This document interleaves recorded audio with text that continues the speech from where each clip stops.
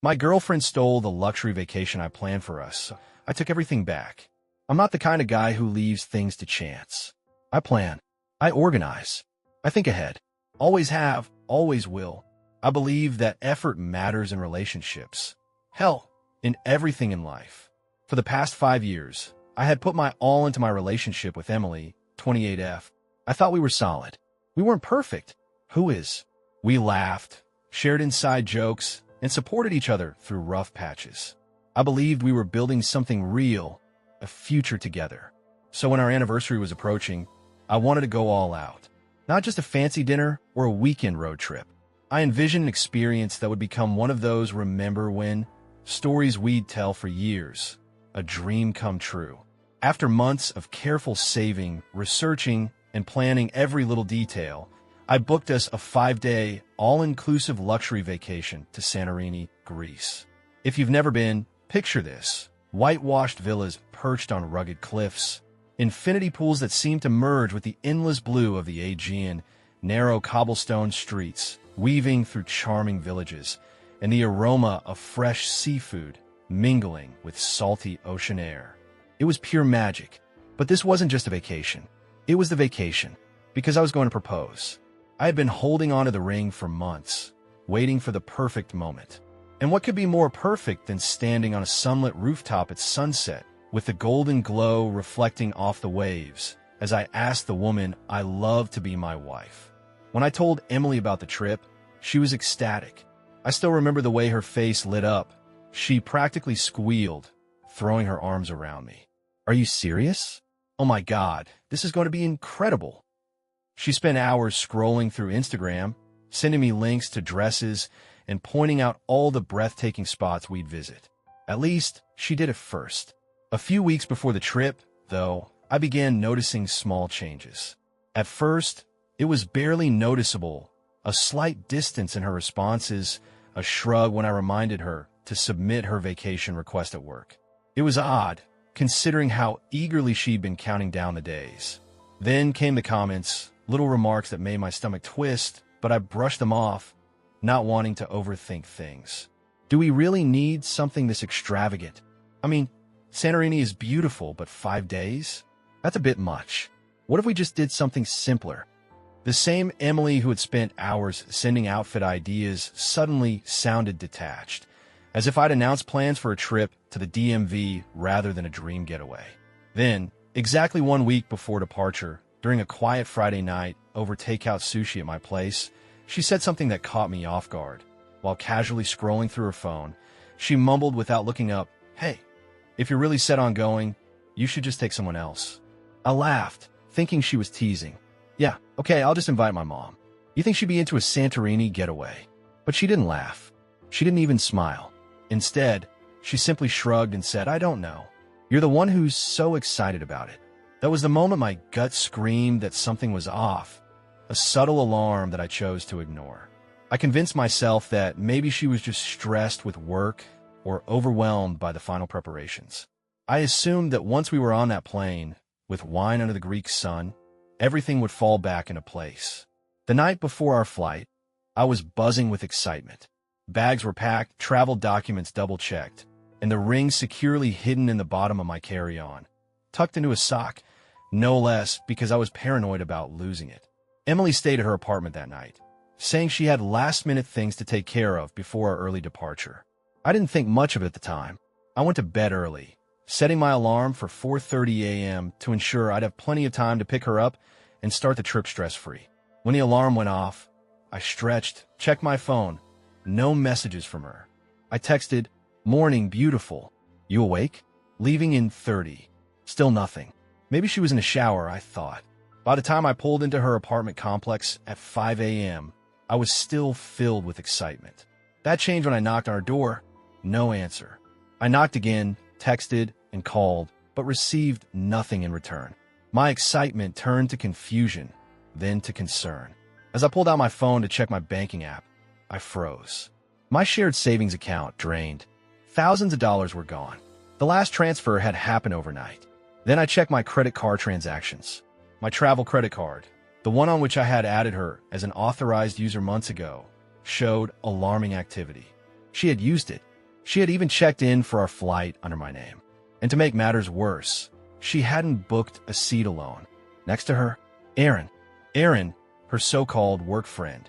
The guy she claimed was just a friend, someone I'd never thought twice about. Emily hadn't just bailed on me. She had orchestrated this entire trip, using my funds in my name, and brought him along. Every bank transfer, every credit card charge, and that flight check-in confirmed it wasn't a mistake or an accident. It was planned. Emily had been setting this up for months. And the worst part? Just yesterday, she had looked me in the eyes, kissed me goodbye, and acted as if everything was normal. I felt a sick, heavy pit in my stomach. And then, something inside me snapped. If she thought I was going to just sit there, heartbroken and humiliated, she had no idea who she was dealing with. I wasn't going to let this go.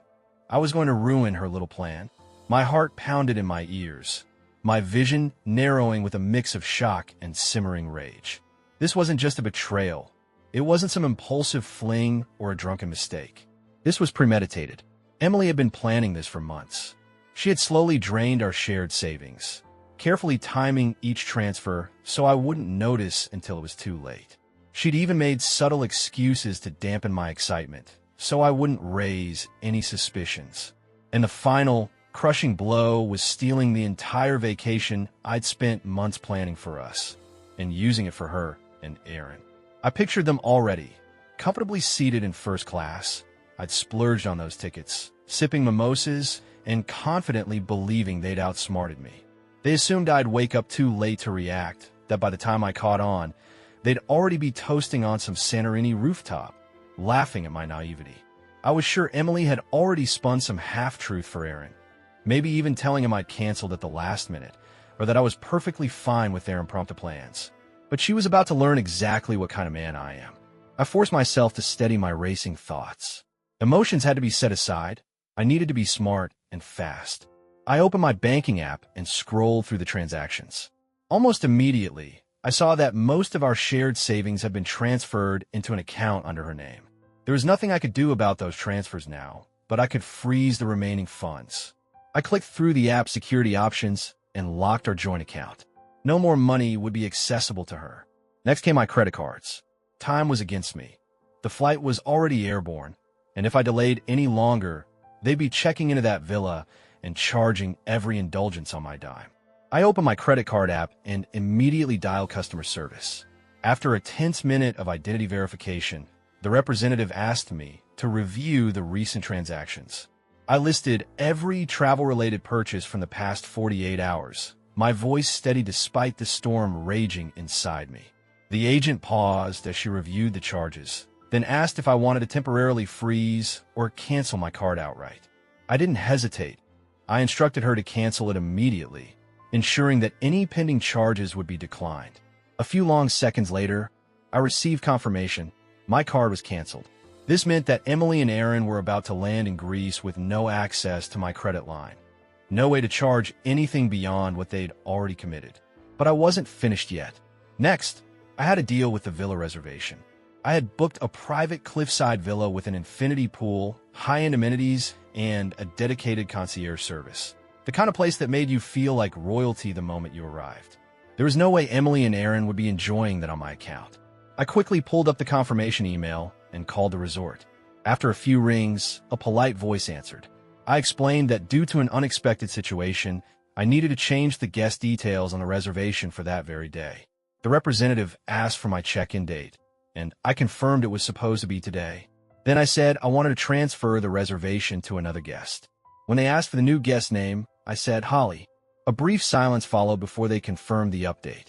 When they offered to send a confirmation email to the new guest, I assured them it wasn't necessary. Holly would be arriving shortly. Holly, Emily's estranged younger sister. The sister Emily hated. The sister Emily had spent years belittling and looking down on because Holly had always been the rebellious one. The one who called Emily out on her selfishness, who never played into her games.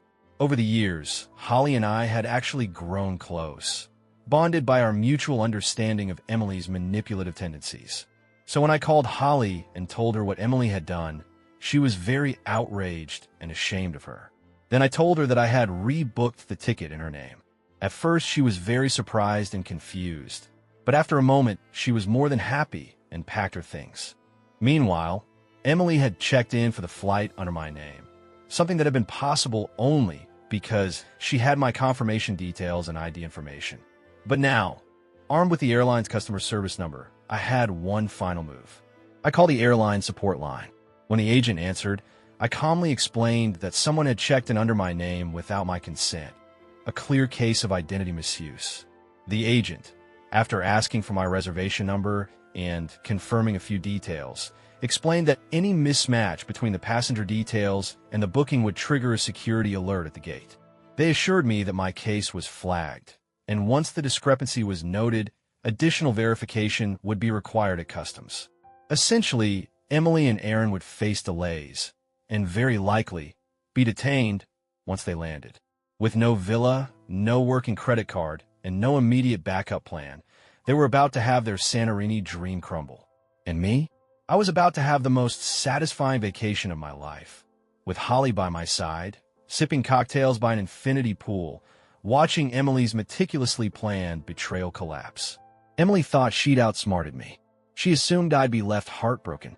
Instead, she was about to face a humiliating downfall. And honestly, I was just getting started. The moment I hung up the phone with the airline, I exhaled slowly, tried to steady my shaking hands. The rush of satisfaction was tempered by a cold clarity. Everything was now in motion, and there was no going back. Emily and Aaron were high above the ground, completely unaware that their meticulously planned getaway was about to come crashing down the moment they landed. I envisioned their arrival, stepping off the plane, stretching after a long flight, perhaps sharing a smug smile as they believed they'd pulled off the perfect heist. Emily would be especially confident, thinking she'd outsmarted me so completely that I'd be left at home, devastated and brokenhearted. They probably assumed that by the time I realized what was happening, they'd already be toasting on a sunlit terrace, the Aegean stretching out behind them. But instead of a smooth arrival, chaos was waiting. The first blow would come right at the airport. Since Emily had checked in under my name, airport security would flag her for identity verification. When they requested additional documentation, no matter how much she protested or tried to talk her way out of it, the facts would be on record. She'd fraudulently used my ticket. In all likelihood, this discrepancy would either delay her passage significantly or even lead to a denial of boarding upon further scrutiny. And then came problem number 2, no working credit card. When she tried to pay for a taxi or any incidental expense, the card would be declined. Perhaps Aaron would cover a small fare at first, brushing it off as a forgotten international travel setting. But as the reality of having no access to funds sank in, panic would replace their earlier bravado. The real reckoning, however, awaited at the villa. Riding high on the thrill of believing she'd beaten me, Emily would stride up to the reception desk, possibly with a trace of a cocky smile, and confidently demand check-in. That's when reality would hit her hard. The receptionist, ever polite but firm, would inform her that no reservation existed under her name. Emily would insist there was a mistake, repeatedly citing my name as if it were some magic key. But the reservation system would clearly show a different guest. Holly. Holly, her estranged younger sister, the one she'd spent years demeaning for being rebellious and outspoken.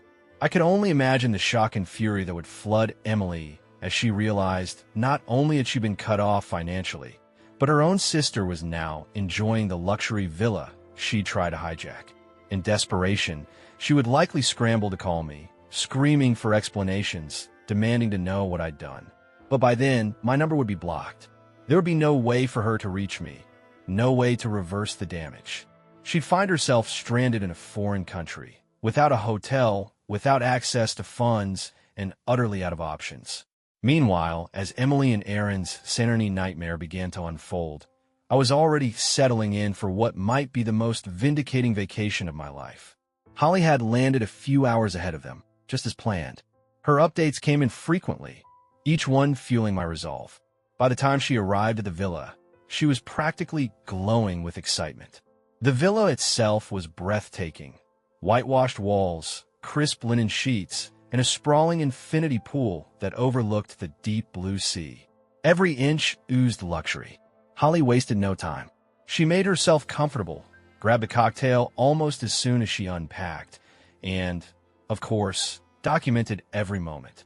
Every picture, every short video clip was sent to me before she posted anything online. She knew exactly what I needed to see. Because while Emily was desperately trying to unravel why she was locked out of her own heist, she would eventually open Instagram to find her sister living the dream she tried to steal. A slow, crushing realization would settle in, an unmistakable feeling of loss, combined with the knowledge that she had no way to undo what was now set in motion. I didn't hear directly from Emily. Naturally, I blocked her, but mutual friends began texting me almost immediately after her arrival. Word was spreading fast. Apparently, she had managed to talk her way through customs, but by the time she reached the villa, she was already in full-blown panic mode. The staff, calm and professional, had repeatedly explained that there was no reservation under her name. In that moment, her carefully constructed plan unraveled entirely, and the consequences of her betrayal became all too real. Then came the moment she realized her credit card was no longer working. In a panic, she scrambled to book another hotel, but every attempt ended with a declined transaction. I later learned she was texting frantically, pleading with friends and even strangers, desperate to get anyone, to send her money so she wouldn't be stranded in Greece. And Aaron? From the snippets I gathered, he wasn't handling the situation well either. He hadn't signed up for this level of chaos. He'd likely expected a carefree, romantic getaway, completely unaware that Emily had manipulated the finances to fund her scheme. In his mind, this was supposed to be a legitimate, fully paid-for luxury trip, not one built on stolen funds and fraud. Now, he found himself caught in the middle of a disaster he never saw coming. He faced a stark choice: either cough up his own money to secure a new hotel or finally admit he'd been played just as badly as I had. But that wasn't my problem. I didn't owe him an ounce of sympathy. After all, he had benefited from my meticulous planning and hard-earned savings. If he was now miserable, well, that was karma doing its work. Holly and I spent the next few days in what felt like a state of blissful retribution. Every morning, we enjoyed breakfast on the villa's sunlit terrace, watching the sunrise over rugged cliffs. Each afternoon, we cooled off in the infinity pool with a cocktail in hand, soaking in the warm Greek sun. Every evening, we dined at exquisite restaurants, indulging in fresh seafood and fine wine while the Aegean shimmered below. Meanwhile, Emily was scrambling to salvage the wreckage of her plan.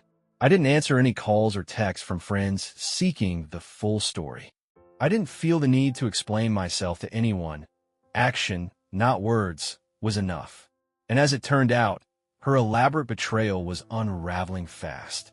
By the second day, the fallout from her scheme was spreading like wildfire. Mutual friends began texting me with updates, some confused, others even furious on my behalf. Screenshots of her frantic messages poured in. She was clearly spiraling. Word had it that she'd spent the first few hours at the villa trying to strong-arm the staff into letting her in. When that failed, she resorted to name-dropping me, hoping my reputation would sway them. But the reservation had already been irrevocably changed. My name was no longer associated with the booking. The new guest was Holly. By that point, Holly had checked in, settled in, and was likely enjoying a well-earned cocktail by the pool, while Emily fumed outside. When reality finally sank in for her, her next move was to try booking another hotel. That's when she discovered her card was dead. Her entire plan had hinged on using my travel credit card. She hadn't factored in an emergency. In her mind, I was her fallback. She assumed that even if I got angry, I wouldn't actually take action. Instead, she found herself stranded in a foreign country, with no hotel, no money, and no clear way out. Aaron's crisis, meanwhile, was taking a different turn.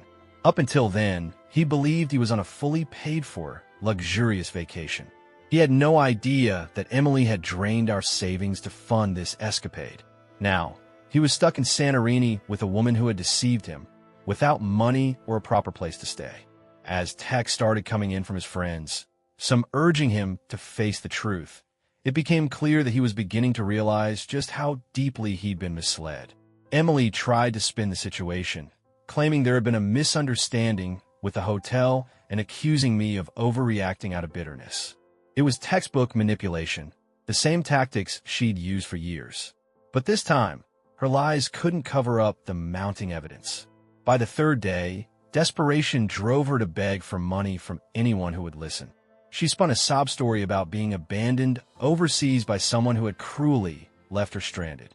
But nobody was buying it. In the end, Emily and Aaron managed to scrape together enough cash to book a cheap flight home. From what I later heard, Aaron cut all ties with her as soon as they landed, finally seeing through her deceptions. Emily, on the other hand, returned to a life that had completely unraveled. Public humiliation, lost friendships, and a family that refused to side with her, especially after Holly had filled them in on the truth. I never spoke to her again. I didn't need to. She had lost everything. In reclaiming my financial security and my pride, I had gained something far sweeter than revenge. And that was worth everything.